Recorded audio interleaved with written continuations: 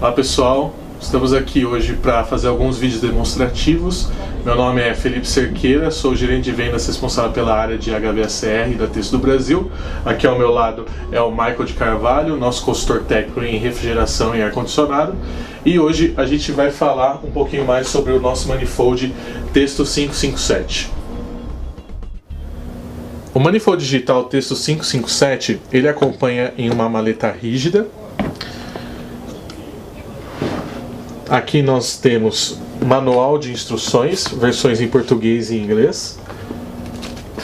Nós temos protocolos de calibrações de fábrica, atestando que todos os sensores do aparelho foram calibrados e testados antes de serem enviados. O manifold digital. O sensor externo de vácuo do tipo Pirani. E duas pinças de temperatura.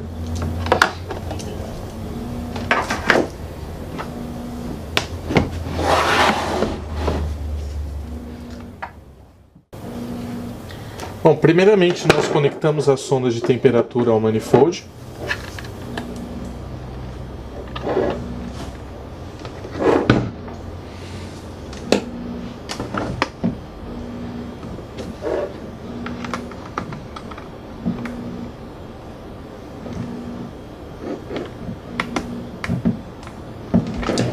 O sensor externo de vácuo.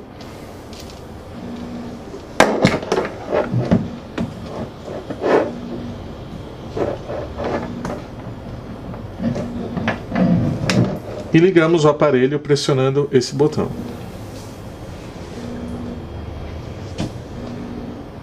Ele vai mostrar a versão de firmware e já vai entrar na tela de pressão e temperatura, que é a tela para você fazer a medição do superaquecimento e do subresfriamento. Aqui na tela, os primeiros valores que ele vai mostrar é a temperatura de evaporação do gás, referenciada ao gás refrigerante que está selecionado no momento, que aqui está o R410A, a temperatura de condensação do fluido refrigerante, vai te dar a pressão de baixa, a pressão de alta. Ao mover as teclas aqui, as setas do aparelho, você pode mudar o que está sendo mostrado em uma das linhas, ou na linha superior ou na linha inferior. Então, colocando para cima, eu passo a mostrar o ΔT, que é a diferença do sensor de temperatura ambiente com o sensor da pinça. Você tem também os cálculos de superaquecimento e subresfriamento. E você tem a temperatura que está sendo medida pelas pinças, tanto a parte de superaquecimento como a parte de subresfriamento. E volta a temperatura de evaporação e condensação. Para selecionar o gás refrigerante, você clica aqui no botão R e ele tem uma lista de até 60 gases refrigerantes que você pode colocar dentro do instrumento. É possível também alterar a quantidade e os modelos desses gases refrigerantes através do software, né, do aplicativo, via Bluetooth no seu smartphone. Tá ok? E aí você pode escolher o gás refrigerante apertando o botão 7. Aqui do lado nós temos também o botão de mínima, máxima e média. Ele te dá os valores mínimo, máximo e médio do momento que você ligou o manifold até então. Ou então você consegue manter ele no valor atual. Além disso, você também tem o botão de ajuste do sensor de pressão, que é o P igual a 0. Então você, na pressão ambiente, com as válvulas abertas, você aperta o P igual a 0, que ele vai ajustar o seu sensor de pressão de acordo com a pressão ambiente. Temos também aqui o botão de iluminação do display, onde você consegue ter uma visualização dos valores de uma forma mais fácil, e os módulos de medição, onde você pode passar do módulo de pressão e temperatura para teste de estanqueidade, medição de vácuo e retornar ao módulo padrão de pressão e temperatura. Esse é um manifold de 4 vias, como nós podemos ver aqui. Ele tem válvulas independentes para a parte de pressão baixa e pressão alta, e uma válvula independente para evacuação ou preenchimento de linha com o fluido refrigerante, e uma válvula de 3/8 independente para você fazer o vácuo com uma mangueira especial, que você consegue fazer o vácuo de uma maneira mais rápida. E é isso. Agora nós vamos mostrar aqui no sistema de ar-condicionado como prosseguir com o superaquecimento, o teste de vácuo e demais medições que a gente pode fazer com esse manifold. Vamos fazer esse teste utilizando o nosso Testo 557. Nesse teste nós iremos demonstrar como se faz a evacuação, como se faz o teste de estanqueidade e como se faz o teste de superaquecimento dessa máquina. Tá? Estamos utilizando aqui um equipamento Highwall, ar-condicionado inverter, 9000 BTUs, modelo quente e frio. O que vamos fazer aqui agora é a demonstração do teste de estanqueidade do Testo 557. Apertando a tecla Mode, você terá no display aqui o teste de estanqueidade como primeira opção. No momento ele mostra para nós a pressão atual. Para você fazer esse teste, você deve conectar no lado de alta pressão a sonda de temperatura, para que esta faça o teste de estanqueidade baseado na temperatura externa, temperatura ambiente, e compense essa temperatura ambiente para que não haja discrepância de pressão em decorrência da temperatura, ao invés de decorrência de vazamento no sistema, ou não vazamento do sistema.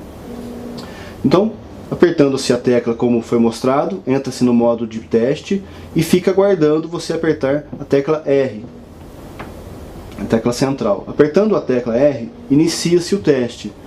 Você tem o cronômetro, começa marcando a pressão de início do teste e a pressão atual. Aqui em cima você tem o ΔP, que é o diferencial de pressão. Se houve alguma queda, este será mostrado aqui no ΔP, já compensando a temperatura que está sendo captada pela sonda. Sempre é bom deixar alguns minutos a pressão estabilizar para iniciar esse teste, pelo menos uns 10 minutos, para que não haja mudança de pressão, né, aqui no teste, que seja decorrente da estabilização. Vamos zerar aqui. Se houver dígito negativo, é porque houve vazamento, como está mostrando aqui no momento. Após 30 minutos de evacuação no sistema, conseguimos aqui atingir um ponto abaixo de 300 microns, tá? Que já é um ponto aceitável, né? Um ponto ideal para estancar a evacuação, para parar o vácuo, né? No caso, vamos fechar aqui o registro que dá passagem para a bomba de vácuo, essa mangueira amarela, e fechar o registro aqui da nossa válvula. Pode desligar a bomba. Notem, pessoal, que quando desliga-se a bomba de vácuo e fecha-se os registros, há uma pequena subida no vácuo, no nível de vácuo. Normal, pois o vácuo está em fase de estabilização no sistema. Tá? Vocês deixem de 10 a 20 minutos, isso varia muito de acordo com o tamanho da máquina, tamanho da linha, né? A espessura da tubulação. Esses minutos que vocês vão deixar aí de teste desse vácuo. O importante é que não exceda 500 microns após passar desse tempo. Se exceder 500 microns e esse vácuo passar dos 800 microns, significa que tem vazamento no sistema. Se ele parar em torno de 800 microns, significa que tem umidade no sistema. Deve-se então fazer um novo vácuo. Antes de fazer esse novo vácuo, fazer a quebra do primeiro vácuo com nitrogênio, de preferência, tá? Se tiver, né, nitrogênio, e fazer um vácuo novo, para que ele estabilize então próximo aos 500 microns. Notem que ele está na fase de estabilização e permanece aqui bem próximo dos 300 microns, que foi onde a gente parou o vácuo, né? Fechou-se e desligou a bomba.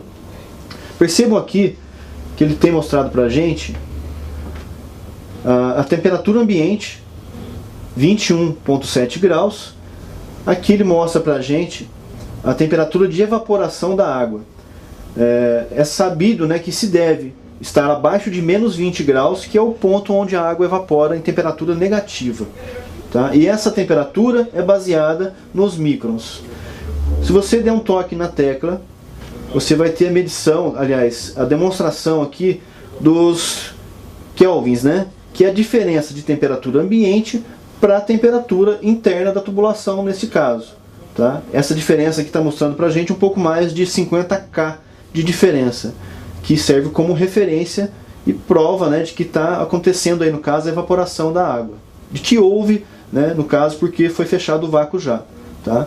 O que garante e comprova que houve total evacuação do sistema e total evaporação de umidade que pudesse ser contida no sistema. Após pouco mais de 10 minutos de espera, né, para a estabilização do vácuo e observação do trabalho, já nota-se que não houve uma subida frequente, né, e que chegue próximo até de 500 microns. Parou em 390 microns aproximadamente, o que garante para você que o sistema não tem fuga, não tem vazamento, logo está bem desidratado, não terá problema com umidade. Tá? Então o vácuo está comprovado, está bem efetuado e bem medido pelo nosso Testo 557. Observe que a sonda do lado de alta pressão não está conectada porque esse modelo de aparelho de ar-condicionado, por ser de pequeno porte, não nos permite a medição de subresfriamento, não se fazendo então necessário para este caso.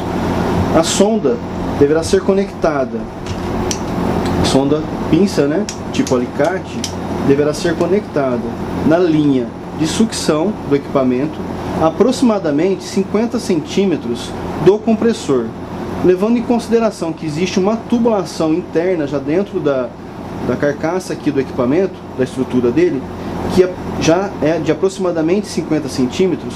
Um ponto bom para conexão seria este, já do lado da válvula de serviço. No display do equipamento, você pode observar que está sendo mostrado para nós a pressão em PSI, pressão de baixa pressão, da linha de sucção.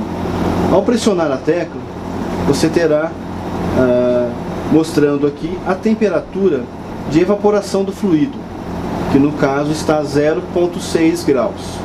Novamente apertando a tecla, você terá a temperatura da sonda, que está plugada na tubulação.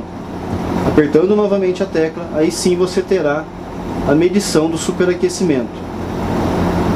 Para um aparelho de ar-condicionado inverter, que no caso utiliza o fluido refrigerante R410A, que está selecionado aqui no alto da tela, uma faixa aceitável de superaquecimento é entre 3 e 11 K, 3 e 11 Kelvin.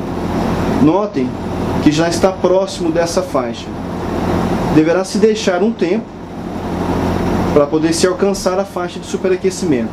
Se após aproximadamente 30 minutos o ambiente já estiver refrigerado e mesmo assim não estiver atingido a faixa de superaquecimento, você deverá ajustá-lo. De que forma? Se o superaquecimento estiver acima de 11, você deve adicionar fluido. Se estiver abaixo de 3, você deve retirar fluido.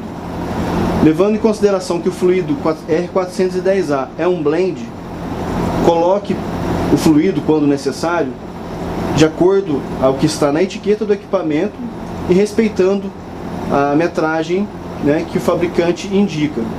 Se houver necessidade de adicionar fluido em decorrência de distância maior da tubulação, deverá se seguir a quantidade de fluido indicada pelo fabricante. Com a sonda conectada do lado de baixa pressão, para a medição então do superaquecimento, você conecta o alicate, né, a pinça, na linha de sucção, a aproximadamente 50 centímetros do compressor, levando em conta que dentro da estrutura do ar-condicionado aqui existe uma tubulação que já é de aproximadamente 50 centímetros. O ponto já para a conexão da sonda seria próximo da onde está, próximo à válvula de serviço. Mostrando aqui que é perfeitamente possível fazer o cálculo de superaquecimento com o aparelho inverter, neste caso. Notem que ele já está dentro da faixa de superaquecimento aceitável, né, 9,5, e existe sim uma oscilação, mas não vai fugir muito disso. Tá? Só não é possível se ter esse valor em casos que o aparelho inverter utilize válvula de expansão eletrônica, o que impede que essa faixa de Kelvin permaneça estável. Ela fica oscilando demais, então torna-se quase impossível, né? Mas neste caso é perfeitamente possível, bem como no aparelho de ar-condicionado convencional que utiliza a R22. Bom, para utilizar a função Bluetooth do Manifold, nós vamos ligar aqui apertando as duas setas ao mesmo tempo. Você vai perceber que vai começar a piscar um símbolo de Bluetooth aqui. E aí você vai para o seu dispositivo móvel, que pode ser um tablet ou um smartphone. Então, no seu dispositivo móvel, aqui no nosso caso a gente está usando um tablet, um iPad. Você vai primeiramente ligar o Bluetooth. E aí você vai abrir o aplicativo Texto Refrigeration. Esse aplicativo você pode baixá-lo gratuitamente através da Google Play ou Apple Store. Ele já vai reconhecer aqui o manifold que está com o Bluetooth ligado. Você clica nele e aí ele já vai carregar aqui e mostrar exatamente a mesma tela que está aparecendo no manifold. Aqui você está vendo a tela de superaquecimento e sobreresfriamento, né? Você pode mudar isso para um método de gráfico, onde ele vai atualizando a cada 1 segundo. Os parâmetros que você selecionar aqui são até 4 parâmetros. E também você pode ver isso em formato de tabela, de tendência, né? Onde ele vai atualizando a cada 1 segundo todos os valores constantes do teste que você está fazendo. Todas essas telas você consegue enviar um relatório do tipo PDF ou Excel via e-mail ou via qualquer outro aplicativo de mensagem. Então, clicando aqui, por exemplo, em PDF, ele me pede todas as informações, como dados da empresa, dados do cliente, informações adicionais. Você tem a possibilidade de inserir fotos e comentários. E ao clicar em enviar, ele abre uma tela do próprio Outlook já com o arquivo como anexo.